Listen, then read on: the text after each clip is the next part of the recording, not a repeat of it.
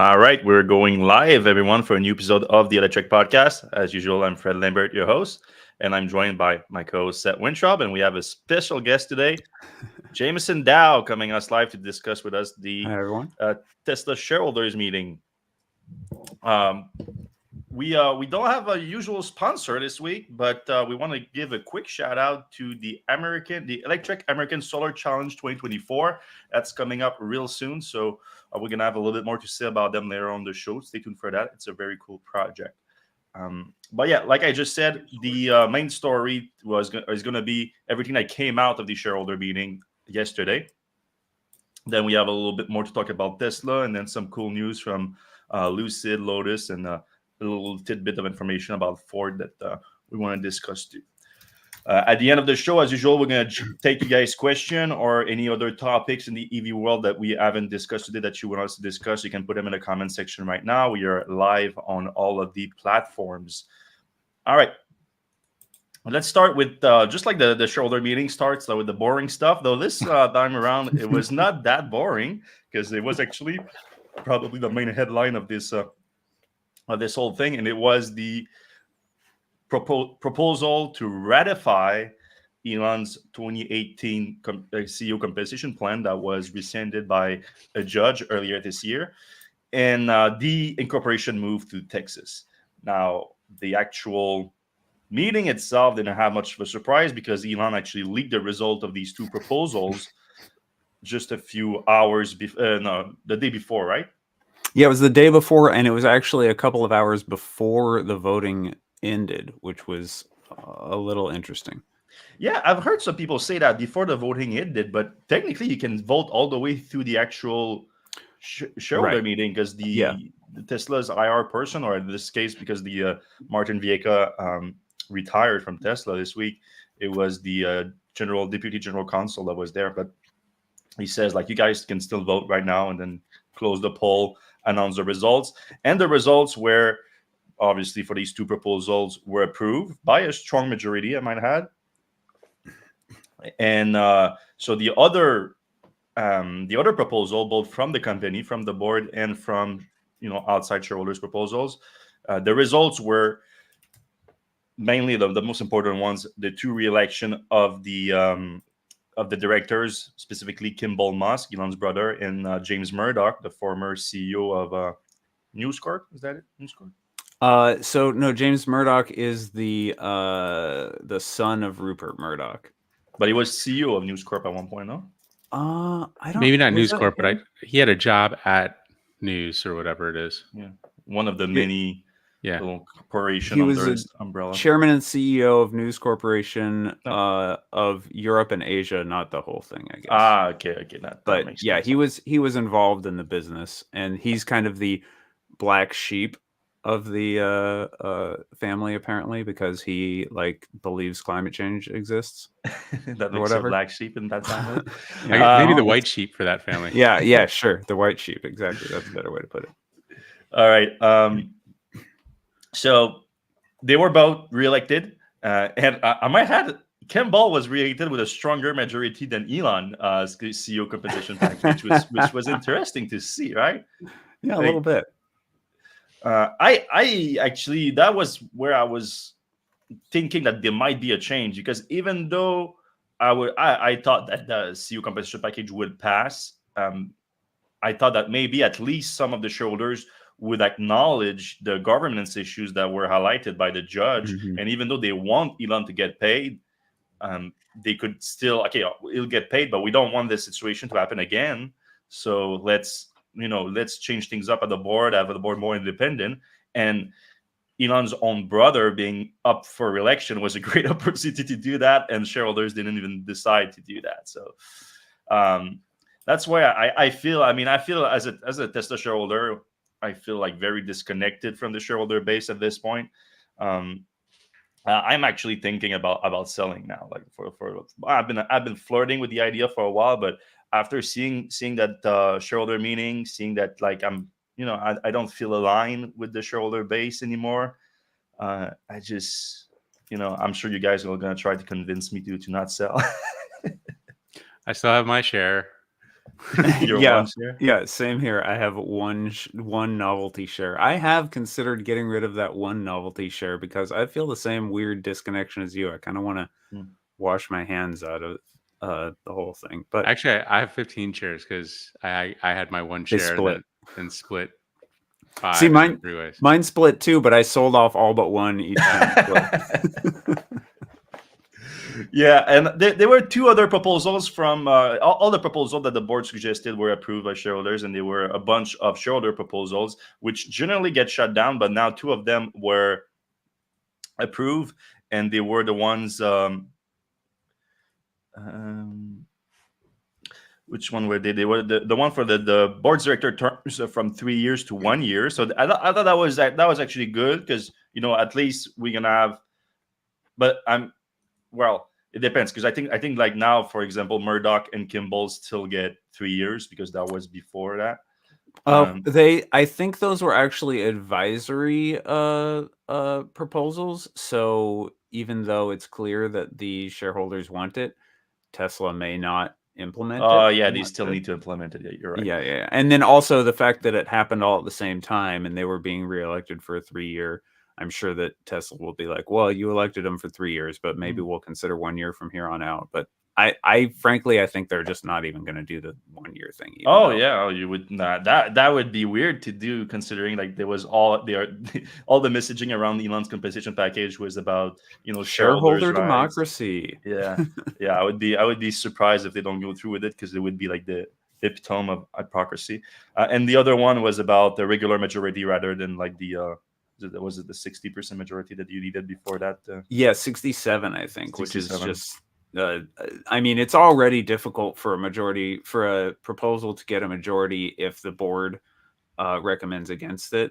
It's almost impossible to get. I mean, with a 67% majority, the board already owns 20-something% at this point. So it's like, where are you going to get the votes? You'd have to be universal, Exactly. All right. After that, I mean, do you guys want to discuss the compensation package vote passing? Do you guys have any specific thought? Personally, I was not surprised by it, so like it's not. I'm more surprised by the fact that they took a victory lap out of this thing because it's not the end. Like this is going to be used in the appeal process that Tesla is inevitably going to file after July 8th, which is the next hearing for the case. So it's going to be useful for sure. And there's at least a chance that the judge is just going to ratify it, going say that, all right, you guys really want this. Like, I'm not going to stand in the way anymore. Or, most likely than not, there's going to be a lot of counter arguments from the Tornado side that, that the vote again was not proper for, Elon has given everyone a ton of reasons for that with Tesla having to file proxies for every one of his tweets that was regarding that. Some of them you could arguably qualify as misleading. So there's going to be ammunition on each side. Now Tesla has the ammunition of shareholders supporting the package again, and the Tornado side as all the stupid things that Elon has said in the last few months. Yeah. So my opinion is that this is taking a higher level view, but my opinion is that if Tesla or XAI get close to AGI, right, that's kind of the holy grail of everything. And once you have AGI, then the AGI can start building more AIs and kind of just go crazy. Elon is going to, if somebody at Tesla's like figured it out, he's going to take that and move it to XAI, whether he has 10% of Tesla or 25% of Tesla or 50% of Tesla, because he owns more of XAI than he will ever own of Tesla. So I don't know what this buys Tesla shareholders besides a $56 billion dilution of stock price. Because right now, Tesla is a bigger portion of his wealth. But if XAI somehow is the only one that has AGI, then that will definitely be worth more than Tesla because AGI is worth more than anything. For sure. But Elon has even said multiple times that he is willing to take resources from said and shown multiple times that he's willing to take resources from Tesla and channel them to XAI, which doesn't seem like a great thing. That was the one thing that really made me think that possibly the shareholders might understand that this guy is not out for their business. But yeah, no, that didn't budge a thing. And I mean, I guess we can talk about already the new lawsuit that was filed this week, since we're on the subject. But what we just discussed is now subject of a lawsuit that was filed by shareholders, mainly the Cleveland Bakers and Teamsters Pension Fund. It's exactly about that. It's about Elon's funding of XAI, which they describe as a breach of fiduciary duty, specifically the funding of resources that you just mentioned. Basically, the main point is things that we were being reporting on for over a year now. It's mainly the launch of XAI, the threat of if he doesn't get 25% of Tesla, he won't build a high product at Tesla. XAI, Elon poaching Tesla employees from XAI, which is, a sort of funneling to a degree. And, the NVIDIA shifting of priority shipment from Tesla to X and XAI as another example. So this thing came out yesterday and I'm still going through it. It's like 300-page lawsuit. And, but I've just been going through it earlier, and I saw some, a few points about it that I thought were really interesting. Like the biggest one, I think the strongest claim in it is that Elon has already admitted that OpenAI and Tesla had a conflict of interest. That was the official reason why he left OpenAI in 2018. He said that word for word, he said Tesla was competing for some of the same people as OpenAI. So that was a conflict of interest big enough to quit OpenAI. Now, obviously, since then, we've learned a little bit more. It was not just that. It was, he was trying actually for Tesla to buy OpenAI. And that didn't go well with the rest of the people at OpenAI. But then if you take that into account, Elon admitting that, and then XAI obviously being a direct competitor to OpenAI, I don't think anyone is going to deny that, including Elon. Then how is XAI not in conflict of interest with Tesla? It's pretty clear. And obviously Elon poaching Tesla employees from OpenAI, from Tesla to go to XAI confirms that. The NVIDIA prioritizing shipment, even though I think you can make the argument that this was a good move for Tesla if Tesla was not ready for it. But then you have to ask yourself, why was not Tesla ready for it and X and XAI were ready for it? What does that mean? That mean that, Elon and his crew have done something that made X and XAI more prepared to receive the compute power than Tesla. So that's problematic in itself. Maybe firing 14,000 people and channeling your AI employees from one company to the other might have affected your preparation. That sounds like a reasonable argument. I'm gonna just cite real quick the opening of the lawsuit, because I found it a little bit poignant regarding the situation. Could the CEO of Coca-Cola loyally start a competing soft drink company on the side, then divert scarce ingredient from Coca-Cola to the startup? Could the CEO of Goldman Sachs loyally start a competing financial advisory company on the side, then hire away key bankers from Goldman Sachs to the startup? Could the board of either company loyally permit such conduct without doing anything about it? Of course not. So, I mean, that's a good point. It's it's obviously simplifying the situation, but it's basically what Elon is doing. So I don't know. We haven't heard the counter argument from Tesla about this lawsuit. This was filed just before in Delaware, just before Tesla made the incorporation move to Texas, like literally an hour before, something like that. They were obviously rushing to make it. This has been in the work for a while, obviously, even though it mentioned like the NVIDIA report that came out just last week. But I'm sure that he just, they were preparing this lawsuit for a year probably, and then they kept adding things to it. So we haven't heard the counter argument for Tesla, but to me, this seems like a slam dunk. I mean, there's going to be discovery around it and all that, but for the most part, the lawsuit looks winnable just from Elon tweets and a few press releases and media report, basically. But obviously, there's going to be a bunch of discovery around it. One other thing to note is that we just went through a shareholder meeting where Tesla, a car company that has made functionally all of its revenue from cars. Now, there's services and there's all that stuff. But if you look at it, we're talking about 90% plus. Didn't talk about cars at all. You know, A little bit. a little bit. They had one slide showing the cars that are coming up, and they didn't say the cars. I don't know if they said the word robotaxi. They said one line about Tesla Semi. They never mentioned the Model 2. All of these things that are part of the master plan of the company, and instead hours were spent talking about Optimus. So if we're arguing that well, Tesla's just thinking about AI. Well, no, they're not just thinking about AI. It's clear that they're being sold right now, that the company is selling itself as purely an AI play. Yeah. The statesmen from Elon's are all there on that. So Elon has made his own bed there, and that's why I'm saying it's a slam dunk, because I don't see how Elon gets out. Like the argument would be, like you said, like Tesla is actually a car company. We're not, AI is not our main product. It makes sense for us to, we're not really competing with XAI. When you can use like dozens of Elon statement to contradict that. So yeah, you're right. It's not a good move. But going back to the shareholder meeting, so yeah, I think you're right. There was not a lot of talk about talks. You just referenced this slide here. That was the main slide about vehicles.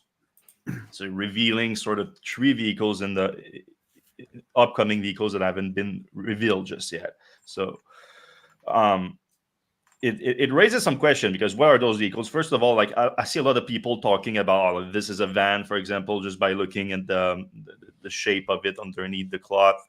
I wouldn't put too much value on that, because actually we've seen that specific shape under a cloth, exact same render, all the way back since battery day in 2020. So it's been around at Tesla for a while. And if you look at the 2 others, they look to be the exact same pictures, and I don't think those are going to be the exact same car. So I don't think the shape underneath the cloth mean anything for now.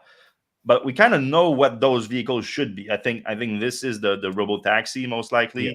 Yeah. And so the NV93, which is the vehicle that's meant to be self-driving without any steering wheel and built on the Unbox, the new manufacturing system Unbox that Tesla has designed.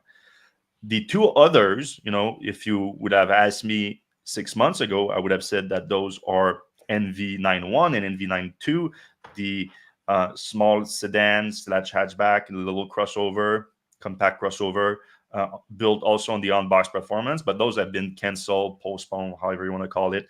No resources is being spent on those. Only the robotaxi now is based on the Unbox platform.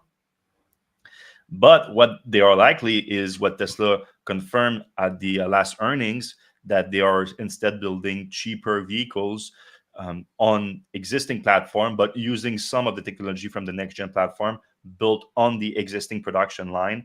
And from what we heard internally, those are based on the Model 3 and the Model Y respectively, just a little bit smaller, less premium features, less premium materials. Not that Tesla use a ton of those, but should be cheaper. The interesting thing to me is that they're split up on the graphic. One of them's on the far right side, one of them's on the far left side. You would expect if they were in the same vehicle line that they might be right next to each other. Yeah, so. I mean, I say that, but this might be the Model 3 based cheaper vehicle. This might be the Model Y based cheaper vehicle. Okay, this could be the okay. robotaxi. Like I said, the shape of them don't really mean much, I think, or the location.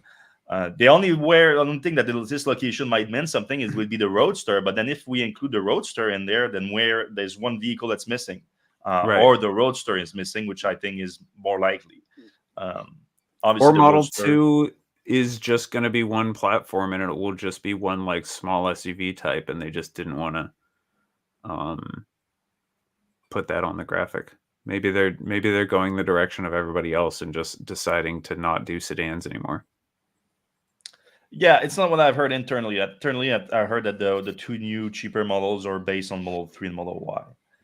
So they would be technically a smaller sedan and smaller, or cheaper crossover / mid-sizes. Well, people argue that the Model Y is not really a mid-size SUV, but I think it falls in that category.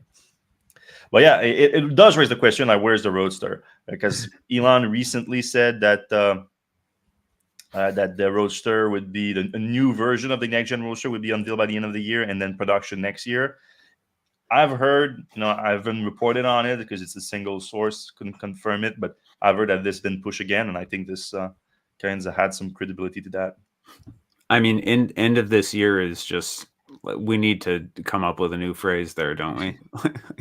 We all know that end of this year doesn't mean end of this year ever.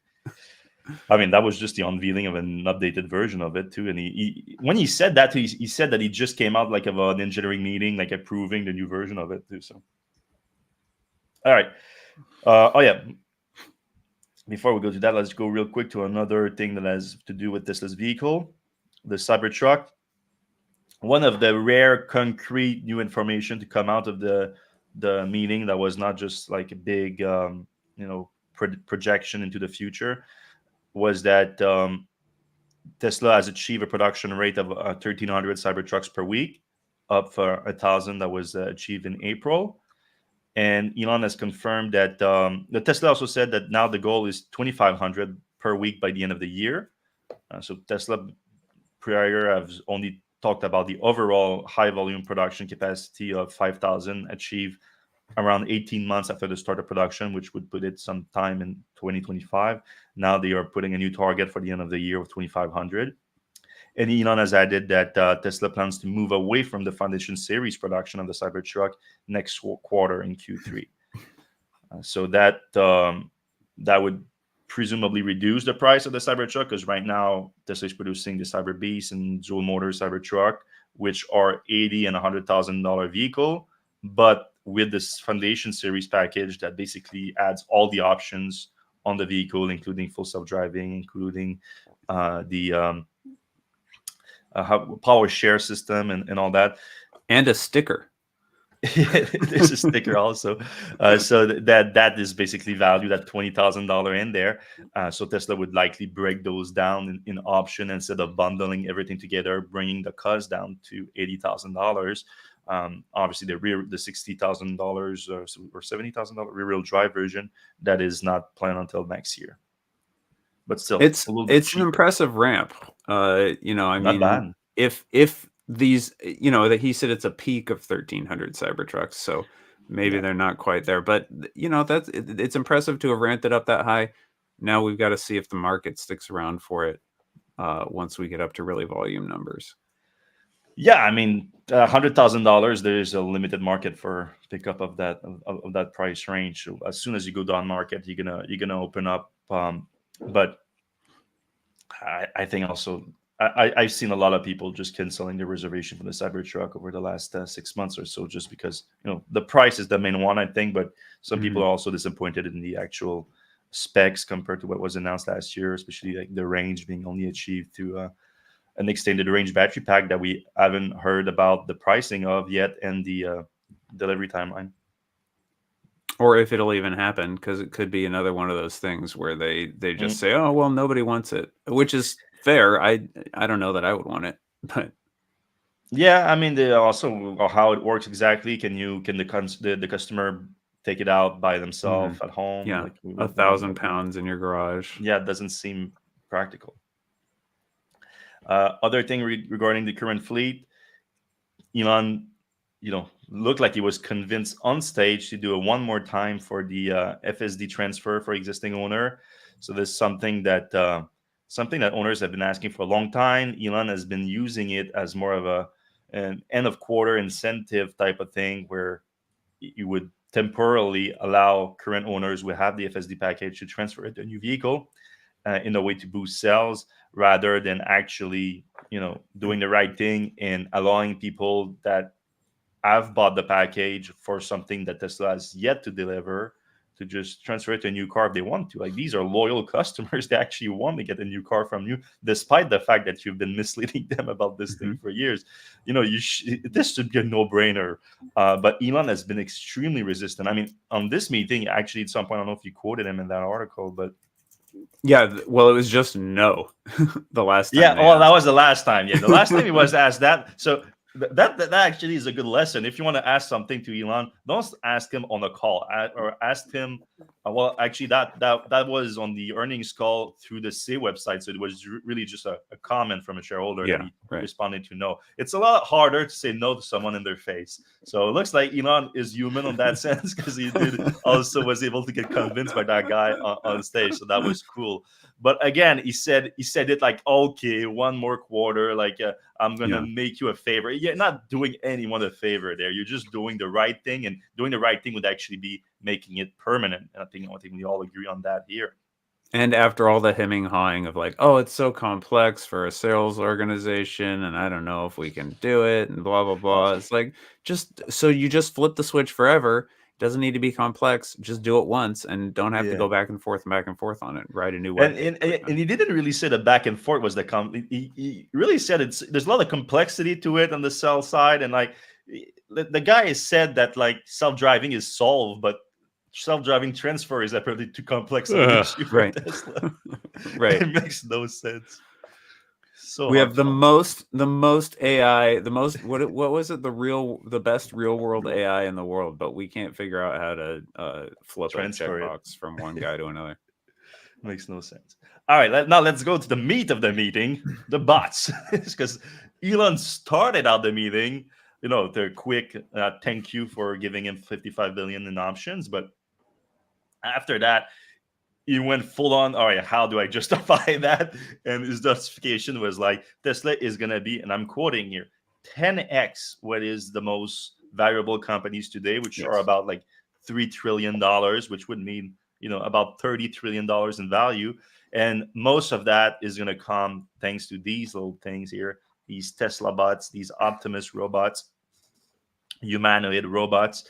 And he started out by saying like pie in the sky stuff, that he believes that humanoid robots are going to be a market of about 1 million units a year, that Tesla is going to make about 10% of those. Then that Elon is just throwing numbers out there when he talks like that. He was then, let's say that we can make them for $10,000 and sell them for $20,000, which by itself is like, what are those numbers? Like, when does Tesla doesn't have 50% margins on any products right now, other than maybe FSD. So I guess you could say that about even if FSD is 50% once you recognize all the revenue, and Tesla is not there. So Tesla doesn't have any products right now with 50% gross. I said 50%. It's 100% gross margin if you're selling it for $20,000 and you're making them for 10.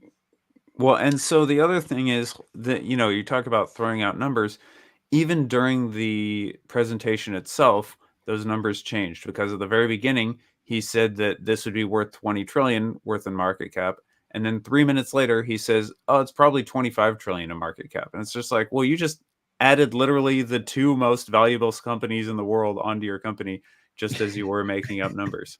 Just small difference. Just an Apple and an Nvidia, no big deal. You know what I mean? And it's like, you're not. I understand that, yes, AGI is, the thing is, AGI is worth, if only one company has AGI, it's probably worth that. But first, only one company is not going to have AGI. Second, there's no reason to think that Tesla is going to be, there's reason to think that they have a chance in there, but there's no reason to say like, oh, definitely Tesla will have AGI. And I think the market has reacted by recognizing that all of this was just people talking. I want to talk about that a little bit, because that is where I completely am disconnected with the shareholder base. Because again, I can look at this tweet here. That's one of the reasons where people saying that I was doing a meltdown. But my points stand. I haven't heard a good counter arguments to this. Like, Elon went on stage and announced or claimed that Tesla would be worth $30 trillion.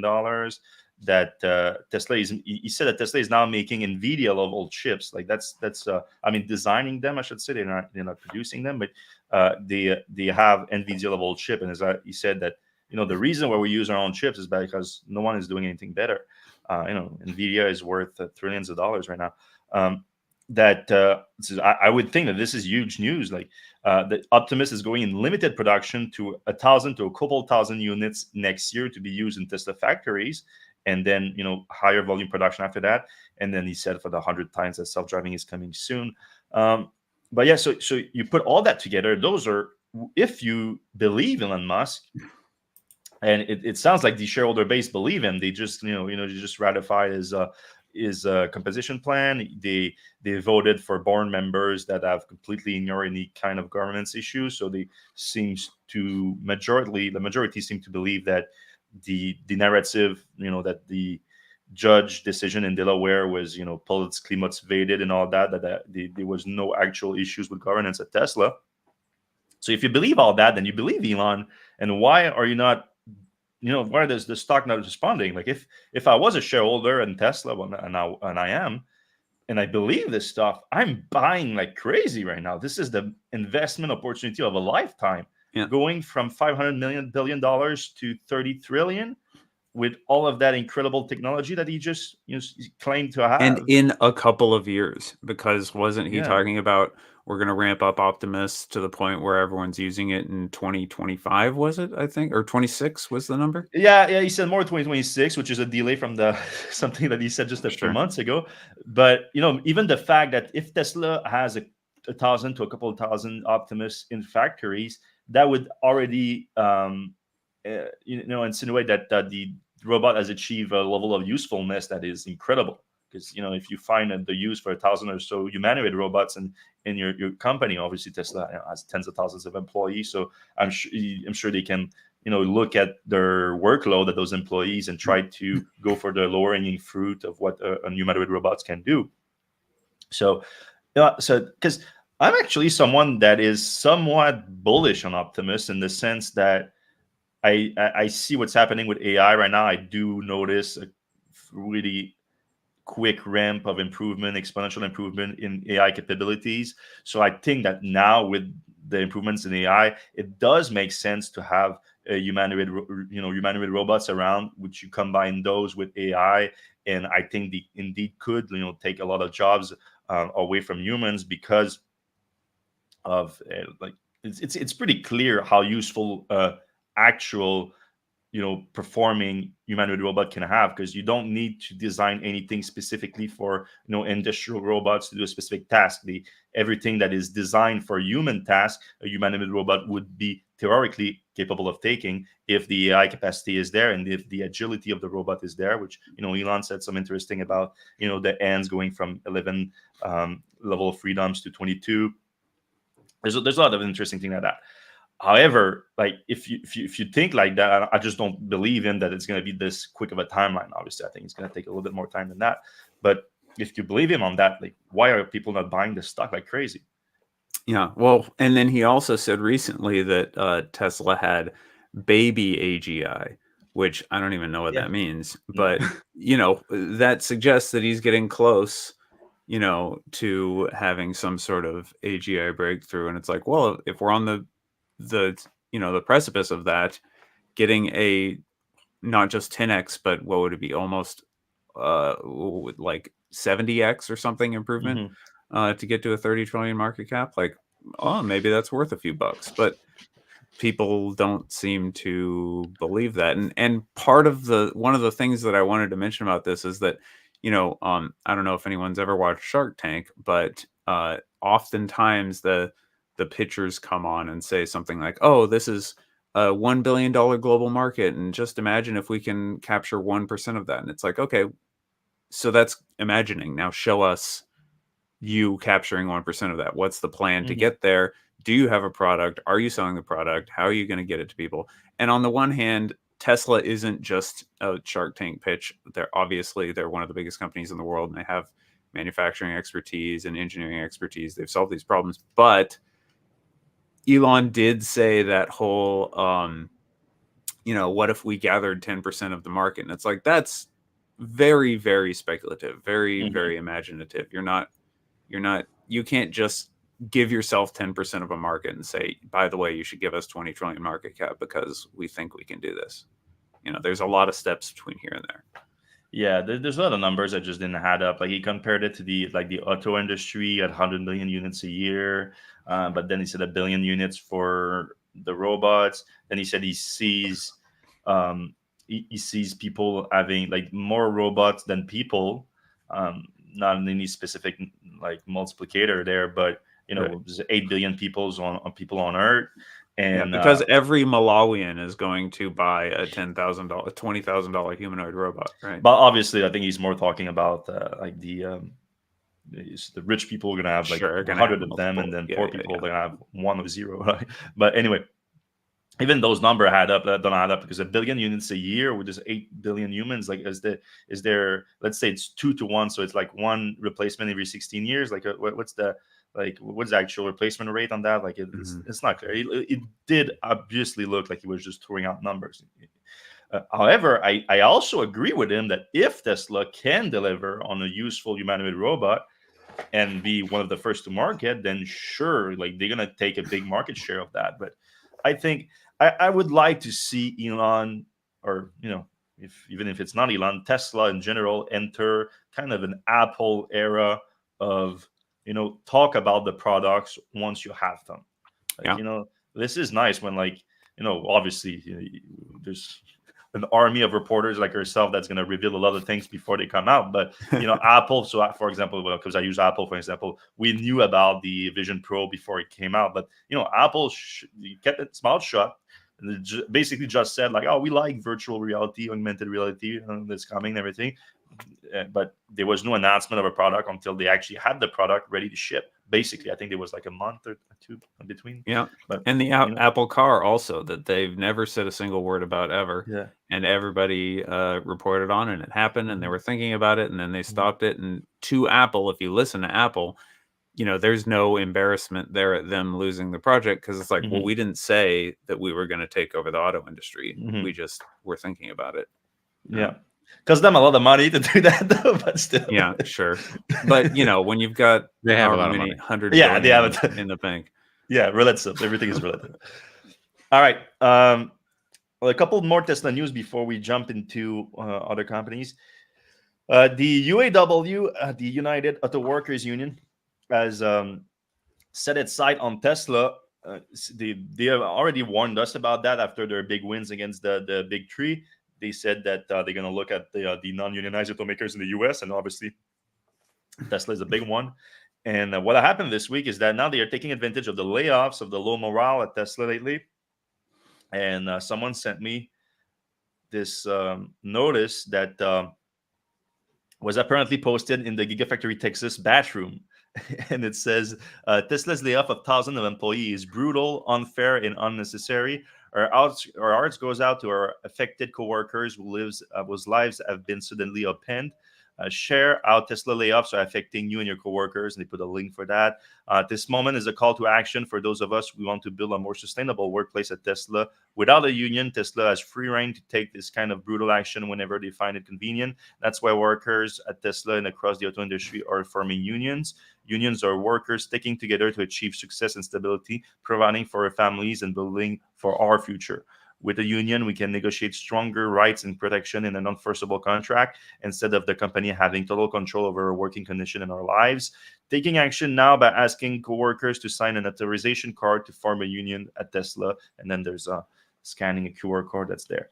That all seems pretty reasonable to me. Obviously, UAW is not perfect. Ton of corruption scandal, of money wasted and all that, but they have changed their whole leadership lately, and they've done some pretty impressive work with the big three, as we previously mentioned, especially when it comes to working condition, work-life balance, and pay. So all things that I'm sure Tesla employees would be interested to look into at the very least. I'm not saying that they should unionize, but they should at least consider it. One interesting thing about the UAW leadership is that the new president is actually the first elected president. All the previous ones were appointed by a board. Oh. And Sean Fain went to an election of all members. So that was kind of the push of them wanting to put the previous corruption scandals behind them. Interesting. I didn't know that. I didn't know he was the first elected. Yeah, first. Yeah, I was surprised when I learned that too. Finally, I want to mention that Tesla has officially, ended its sort of hiring freeze that came with the layoffs in April and May. They already sort of ended it last month. We reported on them starting to hire for AI and robotics, which was the only department that was not hit by the layoffs. So it was not too surprising that there was not an hiring freeze there. But this week I saw hundreds of new positions, and mainly in service and sales, which have been affected by the layoffs. So Tesla's going to rehire probably some of the people that it laid off, and hire new people too. So this is just notice that Tesla is back to hiring. Oh yeah, and Robstown, Texas, to the lithium refinery, has also listed a bunch of new openings. All right, that before lithium thing okay. is interesting. I want to see where that goes for sure. Yeah, I mean, Elon has kind of poo-pooed it a little bit lately, saying that it's not as useful as it was supposed to be, just because of lithium prices going down. Sure. And China, at the meeting, it did mention that China is extremely good at refining lithium, so they're not too concerned about it unless there's a degradation of the relationship between the U.S. and China, and we've seen a lot of protectionist effort on both sides recently. All right, before we jump into other news, let's talk a little bit about the Electrek American Solar Challenge. All right. So yeah, this summer in July, basically starting in July 12th, in Bowling Green, Kentucky, where the Corvette Museum track is, we're doing the Electrek Formula Sun Grand Prix. Basically the kids. So this will be about 40 colleges are going to bring their solar cars out to compete. We're going to start the scrutineering July 13th to July 15th, and then the actual race is going to be July 16th and July 18th. Again, that's in Kentucky at the Corvette Museum, Bowling Green. Closest airports, if you're flying out, probably Nashville or Louisville to the north. Then after that, starting Friday, July 19th, we're going from Nashville and we're racing on the roads. So the Grand Prix is kind of the where the cars qualify, and the places where they start. So on Friday, July 19th, all the way to Saturday, July 27th, they're going to race cross country from all the way from Nashville to, I believe, Wyoming. So that's going to be kind of crazy.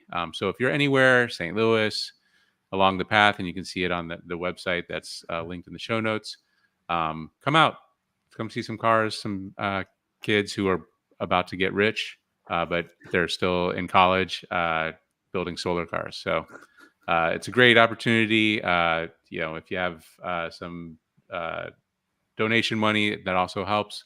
But Electrek is proud to be sponsoring for the second year in a row, and we hope to do it for at least the next 4 years, we'll say. That sounded like an Elon. Yeah. We just said the same thing. Not exactly the same. You just sounded like Elon prediction. A billion years. A million years is what we hope.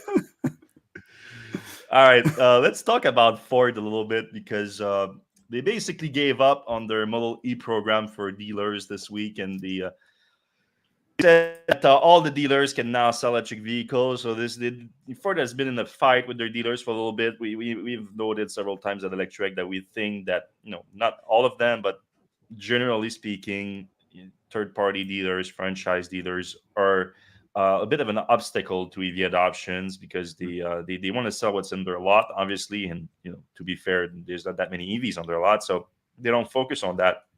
Ford tried to change that. Ford and a lot of automakers have attempted a bunch of different programs to help on that front, but for the most part, it's very costly. That's the main reason. It's very costly for these dealers. They require to sell EVs. They require some training. They require having charging station at the location, and these things are expensive. And Ford had shifted the burden to the dealers.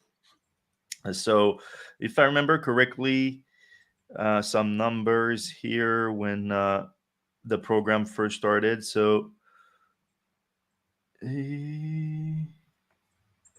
Sorry, I'm just not finding the actual. I'm a little iffy on this, because on the one hand, the dealers are, it's better to open it up to more dealers, but on the other hand, dealers don't know what they're talking about with electric cars, and it's like the more training or requirements you can put on them, probably the better. Because I've never encountered a car dealer who knows more about the car they're selling me than I do. An electric car they're selling me. So. Yeah, so the numbers is that after a year, so the program launched in 2022, and then after a year, they had only 50% of the dealers that enrolled in it.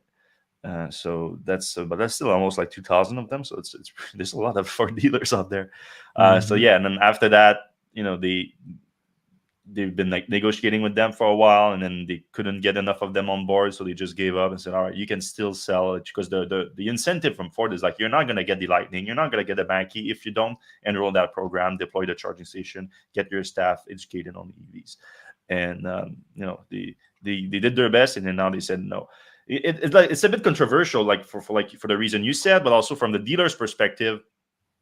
Now, those that did enter the program did spend the hundreds of thousands of dollars in it, are kind of frustrated and like, wait, like they're gonna get to sell them, and they didn't do that you forced us to do. So, but at the same time, Ford's argument is like, Ford seems to be open to maybe some kind of resolution on that front, but they do say at the same time, and I think that's a good point, is like, you're better set to sell EVs now in the future, and EVs is the big thing that's coming and already here too. So you have a competitive advantage over those other guys too, which I think is fair. And they all got to sell electric cars last year when they were gouging prices by adding 40 grand onto the price of the cars. So really, they made their money back, right? Yeah, and so especially in 2022. So I think that went down a lot in 2023, Yeah. especially with Ford. Ford took some initiative on that front to prevent that. But yeah, in 2021, 2022, yeah, there was a lot of that going around. All right, Lucid. Maybe they made their money back already. Yeah, most likely. Lucid CEO said something interesting this week about the Air. He said that the efficiency now is getting close to 5 miles per kilowatt hour, which, if you know anything about efficiency in electric cars, especially a big one, car of that size, big car. Yeah, not the biggest, but still powerful. It's really powerful too. 5 miles per kilowatt hour is really impressive. I mean, you have some cars that hit like around 4 miles per kilowatt hour right now, and even much smaller car than this, and that alone is impressive. Like I think 4 miles per kilowatt hour is where car starts to get very interesting. At 5 miles, and you start thinking about it now, a target because they have achieved 5 miles, they're talking about a target of 6 miles. That was at the Evercore ISI, a Global Clean Energy Transmission Summit this year. Yeah, that is crazy. I have been able to get 200 watt hours a mile, or even under 200 watt hours a mile on the freeway in my 2,800 pound Roadster. Yeah. 2-seater Roadster. Yes. Still impressive, because that is a 2008-9 car. Yeah. And I mean, this is driving it not at 80 miles an hour, at 50 or something, but that's still pretty good. Yeah.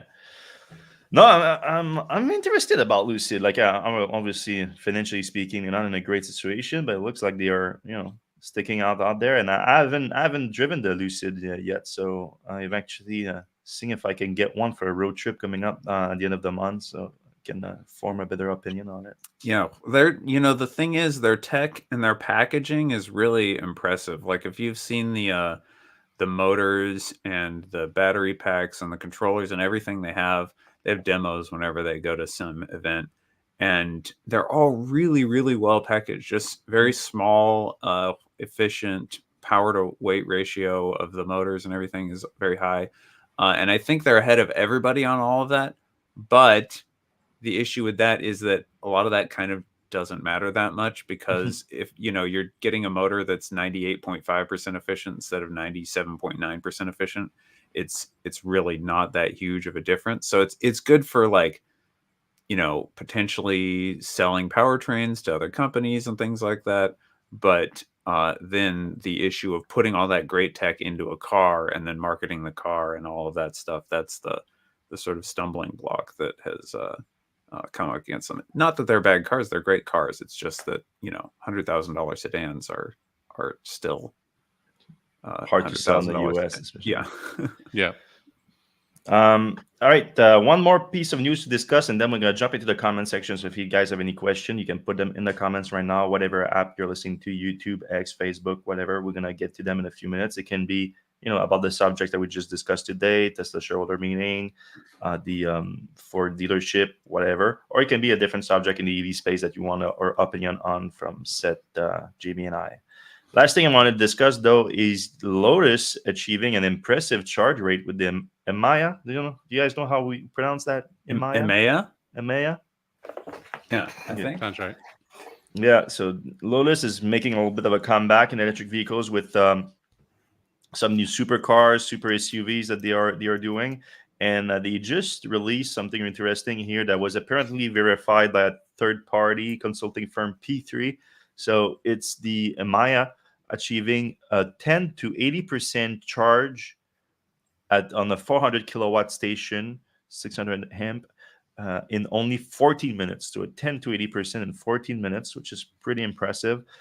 They achieved a peak power of 402 kilowatt and an average charge rate of 331 kilowatts. That's pretty wild. That's crazy because that's higher than any other. 331 kilowatts is more than any other car peaks at, I think. Mhm. Yeah.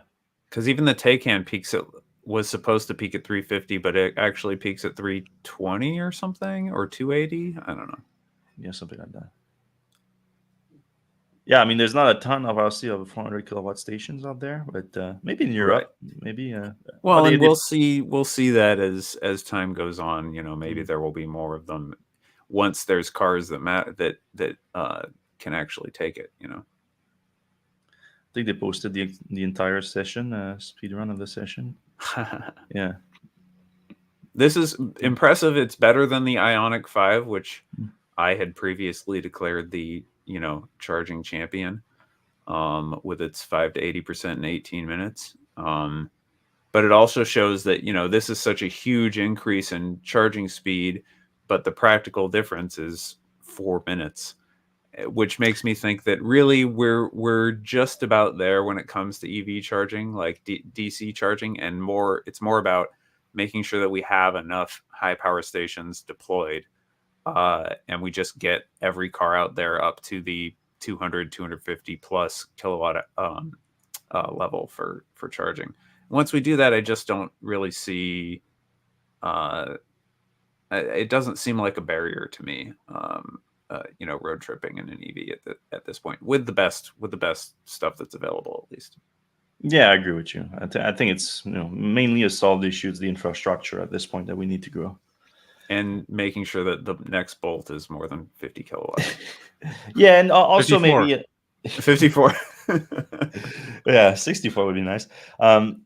Also making sure maybe a little bit more homogeneity between all the charge port location and things like that would help too. Obviously, this is a problem now with the supercharger being opened up to other automakers. Like this, just a lot more maybe standardization that would be useful also. Mm-hmm. All right, let's jump into the comments here.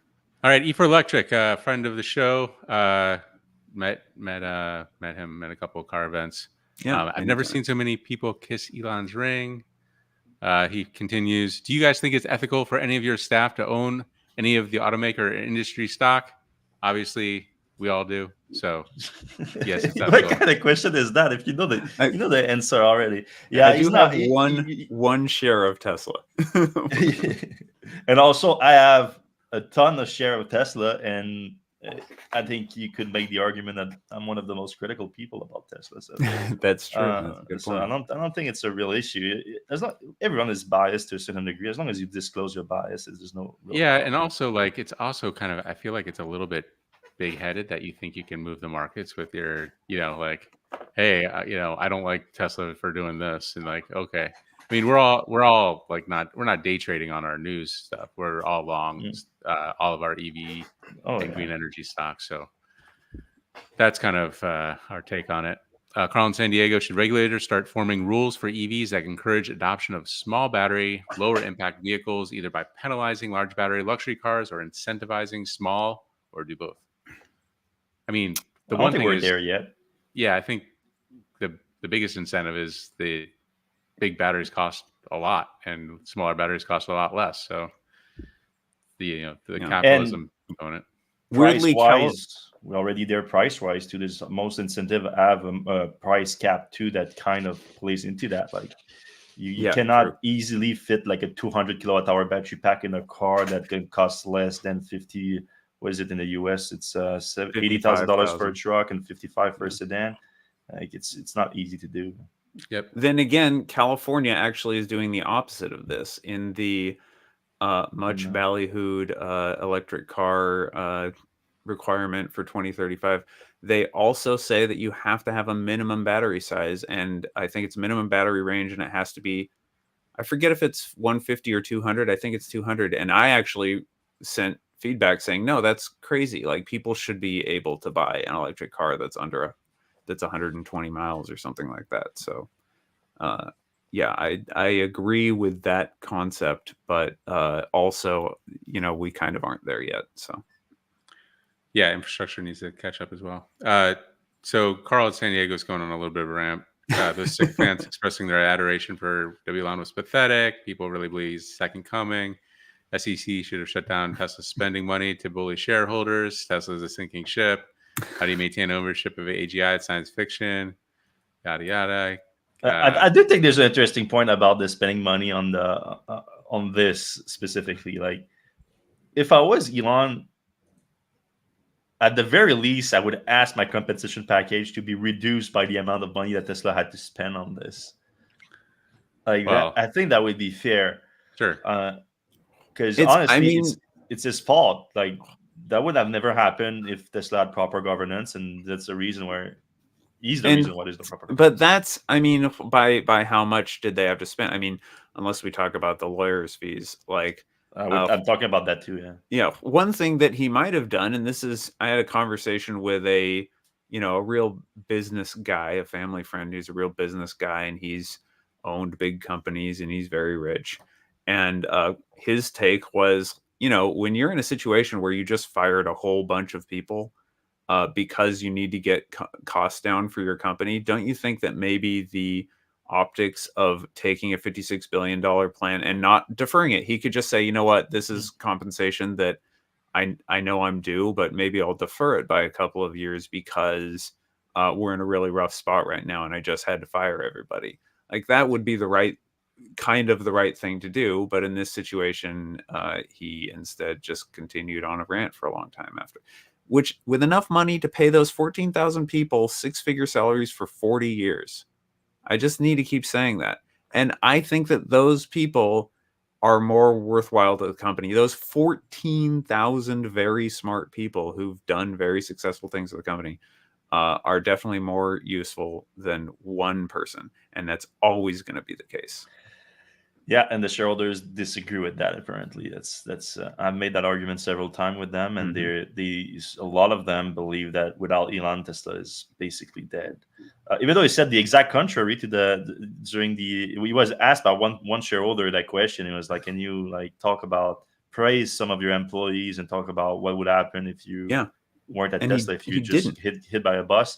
And he did it. He couldn't. At first, he couldn't. That, like, he was thinking about it a long time, which is such a weird thing. Because if you're, Elon has been the de facto, techno king leader. What he says goes at Tesla for 2008 till now. So a good 16 years at this point. And he was already super influential before that. So if throughout that time he hasn't built out an organization that could survive without him and thrive without him, it's his failure. Like, there's no doubt about it. And after thinking about it, he did say, to be fair, that he think that Tesla would do well without him, but he said that hopefully he's an accelerator to that. Yeah, but I think he has to say both of those things. He has to say the company will do well without him, and he has to say that it does better with him, because he's trying to argue for 56 billion. And if he's been there for 16 years and he knows all of these people personally and works with them every day, which he doesn't because he's not paying attention to Tesla at all, he's on Twitter all the time. If he did have these good relationships with all these people, he could rattle off 20 names real fast of employees that have done incredible things and say, look, this is just an incomplete list. All of you are wonderful, but I just want to say, just right off the top of my head, I like this and this and that, and they've all been so crucial to the organization, and I value all of your input.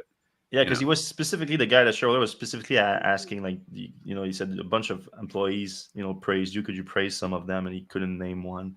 That was a big. Jake's online just commented right now when we just said it's not 56 billion, it was 2.3 billion of 2018 shares. So that was in counter argument to what you just said. So that's true to a certain degree, but I think what the argument that Jim was making, it was more like it takes these shares, and I'll take this dilution, and Tesla could go to at the market, fundraising instead, and that would be $56 billion or so, like whatever what it would be. So and it is, even if it's not cash out of Tesla's pocket, and obviously it's not, it would reduce their ability to fundraise if they need to. It reduces shareholder value. It reduces the value of potential dividends that end up going to the shareholder. And the whole point of profits in a corporation is to eventually return those profits to the shareholder, either through buybacks or through dividends. And if they have $56 billion less to do that, because they've given this much stock to yes, it's not just cash in the pocket of Elon or of the company, but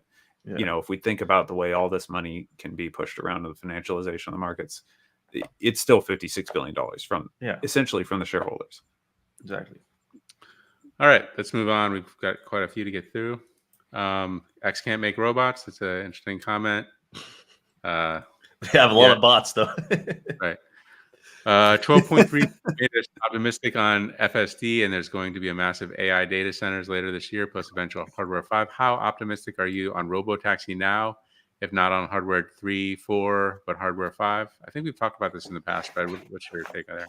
Oh yeah, we should have mentioned that the Elon did say. Well, now I don't remember the exact timing. Did he say later this year or next year they're gonna move? They're gonna start focusing more on hardware 4, on like making distancing the improvement between hardware 3 and hardware 4, meaning on the software side, taking advantage of the higher power in the hardware 4.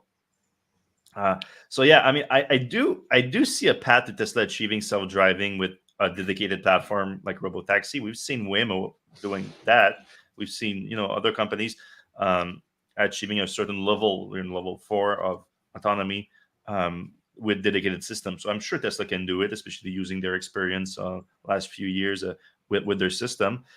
I am worried about though the limits, the ceiling for hardware 3, ceiling with hardware 4, and then robotaxi seems to be based on hardware 5. So I think hardware 5, I'm pretty confident it would achieve level 4 autonomy, maybe level 5.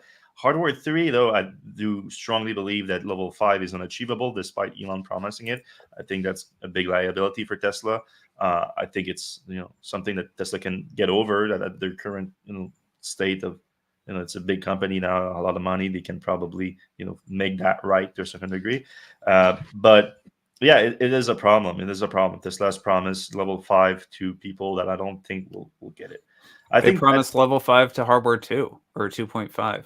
Yeah, but then they upgraded it. So that's the thing. So that's one of the path. I think Tesla, and that's why I think it's so stupid not to make the FSD transfers permanent, because that is one of the path to not this being such a liability. Because if you do that, you're gonna switch more and more people to hardware 4, and that will lead to the liability of hardware 3 and the promise you made on that being less and less and less over time.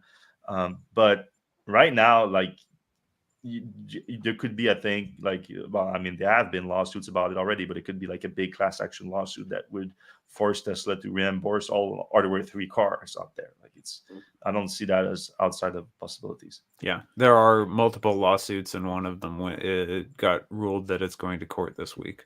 Yeah. All right. Question: have you guys heard about the Finnish Kempower? They are super popular in Europe and now have a factory in Durham, North Carolina, and are installing megawatt charging systems in Europe. I have heard of them. I think I saw them at a couple conferences. What about you guys? I don't know anything about them, but I have heard of them. Yeah, I've heard of them too, but I'm not super familiar with it. I think they're more geared toward commercial electric vehicles. Like for all right, we kind of answered the hardware 5 stuff. Big question is, will the auto windshield wipers ever be solved? That is a big question. It's solved in pre-vision vehicles. Yeah, rain sensor does solve the problem. It actually was solved in like the 90s, I think. Every car on the road, it's solved. Right. Yeah, I was just driving the Audi. Sorry, I cannot talk about that. I'm bored. Q6. You can't talk about being at it. You just don't know your. No, I think I can talk about being at it. I cannot talk about. The only thing I cannot talk about is driving experience. Yeah, I'm thinking that falls into that for some reason. Yeah, it does. Yeah. All right, Carl in San Diego. I think we used up all of his questions for the month. Let's move on. Ben, no disrespect, Carl. We love you, but we love you. Just more concise. Like let's say 10 per show. All right. Solar car question. How many kilowatts of solar is possible to get on a car? If the Lucid is getting such great efficiency, maybe they should add some solar and get some free extra range. But Great question. We have the Aptera situation. But a lot of people don't realize how much actual like square footage of solar is necessary to power Yeah. a car. I think a square meter is about a kilowatt. So you're talking about bike power. If you cover a full car, you're going to get enough power to power like a electric bike. And but Ben is average, thinking, yeah, go ahead. it's about 20 kilowatts to move a car down the freeway, give or take, depending on which car you're using. But it's about 20 kilowatts to go highway speed down the freeway. So obviously, a solar powered car doesn't need to have enough to power it all the time because it has batteries. But just think about the difference. Cars use a lot of energy, and in a lot of houses, the car will use more energy than the whole house, depending on how much you commute and if you're using a gas car or an electric car. So it's a lot of energy being used, and you just don't have the area for it most of the time, unless you're talking about Aptera or something that's extremely small and efficient, all that stuff. But that's where I think Ben has the right idea, is like, has companies make more and more efficient vehicle, solar makes more and more sense It on does. the car. But solar always makes more sense where it's optimized, which is stationary on the roof or things like that. On the roof Yeah. on the actual building. Yeah, where you Yeah, and can it's point great. it at the sun. It's great when like you go to an airport and you park your car there for a week or two, and instead of losing power while you're there, you're going to get a full charge theoretically if you're there long enough. So Sure. it makes a lot of sense. I don't know why it's not. It's used in Aptera, obviously. Some Priuses and Kias have had it just for cooling the car. It would be nice if some company got serious about it. It's often just costly. They have to run more wires up there. They've got to take up space on the roof where people want a glass roof or something like that. So that's the issue, is cost, I think, more than anything. All right. Bike Angelus says, can you publish a used Tesla buyer's guide highlighting all the hardware changes that have occurred and how to identify all the variants, Oh which my are God. ideal, fair prices? That would be a no. That's a lot of work. Yeah, I mean, the Tesla doesn't do the model year thing, which is the problem for what you just said. Which I kind of agree with Tesla with the logic of like, when a change is ready and is positive for production, put it in there right away. That makes a ton of sense. I like Tesla for that, but it does complicate the buying experience. I mean, it's not impossible what you just said. Maybe we can look into it, doing something that's not, maybe not all the changes, but the more significant one, and make a change. I mean, a lot of people, for example, in the north, wanted the heat pump. So when the heat pump came, that was a big deal. And so these things maybe are worth looking into. We'll look into it. Yep. And in the meantime, there's always Tesla Motors Club forums. Yeah. Yeah, maybe we throw some AI at some of the published Tesla stuff, and just all of a steal sudden it. you have it. Yeah, just steal it. All right, that's all the questions. All right. Well, thanks everyone for listening to the show this week. Thanks to Jamie for joining us for a special guest, because he's one of our local Tesla expert. And if you did enjoy the show, please give us a thumbs up, a like, whatever it is on the app you're watching right now. You can also subscribe and hit the notification button to see whenever we go live, which is generally at 4 p.m. Eastern time on Fridays, other than some exception. And we'll see you same time, same place next week. Have a good one.